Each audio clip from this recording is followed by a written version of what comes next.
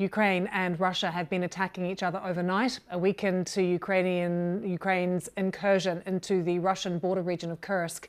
The Defense Ministry in Moscow says its air defense units have destroyed 12 drones over Kursk and one each over Belgorod and Vorozhny. Ukraine's military says it shot down 30 Russian drones and 2 missiles. Russian war bloggers report continuing battles in Kursk as well. They say Kyiv's forces are trying to expand their control but are being met by reinforcements sent by the Kremlin. Thousands of people have been evacuated from Russian towns and cities as the Ukrainian troops advance. Ukrainian troops, highlighted here in yellow, are reportedly as deep as 32 kilometers inside Russia. Ukraine's plan seems to be to draw Russian forces away from the front line in Ukraine, shown here in red, where Moscow has been making slow but steady gains. Let's speak now to Dr. Patrick Bury, former infantry captain in the British Army, former NATO analyst and a defence expert at the University of Bath. Always good to have you with us here on the BBC. We've just had a statement coming out of Ukraine saying they're not interested in keeping this territory in the Kursk region. So I wonder what their intention is. What's going to happen now? Yeah, that is really interesting because we kind of got a reading from some top Ukrainian officials about the operational objectives, and they were to draw, as you mentioned there in your intro, to draw forces away from the front line in Donetsk, where the Ukrainians are under real pressure. We've had some reports of that, but it's unclear whether that's been successful.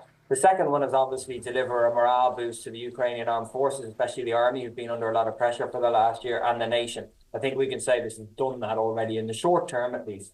And the final one was to bring the war to Russia, basically, is show that the war can be brought to Russian territory and then destabilize as a result of that the Kremlin. I think that's been done to a degree, again, in the short term. But the longer term strategic objective looked like, were they going to try to hold some ground here in case they're forced to negotiations, especially under a potential Trump president? And an operation like this would have taken months to prepare. It's not the kind of thing you do off the back of the cuff, and especially the way it's been executed very well. So if you rewind a few months, that Trump presidency was more likely than potentially it is now. So it looks like a high stakes move and a high risk, So it's I'm kind of surprised at this, where they're actually coming out and saying, well, we're not going to take any territory. I thought a more likely outcome might be that they've tried to take at least some, but further back into the pocket, the salient that they've created. And whether or not they will continue attacking as well, whether they're just going to stick with what they've got so far or keep pushing on. Yeah, the early days of these exploitations and breakthroughs essentially are where you get the most momentum. You have the initiative, there's chaos in the enemy, and they're trying to react. As it goes on, you run into more problems in terms of your own sustainment. How do you sustain this over the long run? Your command and control, and also the risk then of kind of getting overexposed and being cut off, especially if you're racing down roads towards towns, etc. So over time, I would have expected, I think a good few of us looking at this closely would have expected that the Russian sort of overmatch in forces in the area over time, as they can mobilize them and get them there, would stabilize, first of all, the line, and then start to attrit the Ukrainian forces and then potentially reduce the pocket.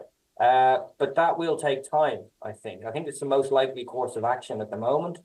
But if the Ukrainians, at this point that you raised there about them saying they don't want to cover territory, to go in like this, with this amount of elite forces, well kitted out Ukrainian brigades, and then try to withdraw in contact is pretty difficult from a military perspective. This is one of the most difficult things to do is a withdrawal in contact. So if that is what their aims are, it's just like a big raid and they're going to pull back. It would make sense because they want to preserve their forces and they've had the political shock of doing it.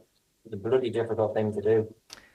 We have that coming into us, Patrick, on just one news agency, on AFP, quoting a Ukrainian ministry, and another line that they have just fed through as well. The sooner that Russia agrees a just peace, the sooner these incursion raids will stop, which gives us this motivation for why they have done it, obviously. But we're now also seeing President Putin come out yesterday saying there's a major provocation, reports saying he's absolutely furious about this. You have to wonder what the Russian response will be now, what the potential is of what he could do there. Well, I think the one thing's expected is that the Russians may bombard Ukrainian civilian infrastructure to increase the cost of this to them. Yeah, I think that would be expected. And I think the second thing then is, of course, is moving forces to deal with this. They've already combined the FSB, which is the internal security, with the military to get better command and control and brought in a raft of restrictions in the area to basically lock it down and have better command and control of that. I would have to see about this new statement. Maybe it's also might be trying to muddy the waters and catch Putin came out yesterday and said they're clearly trying to take territory for negotiations. Maybe it's a response to that.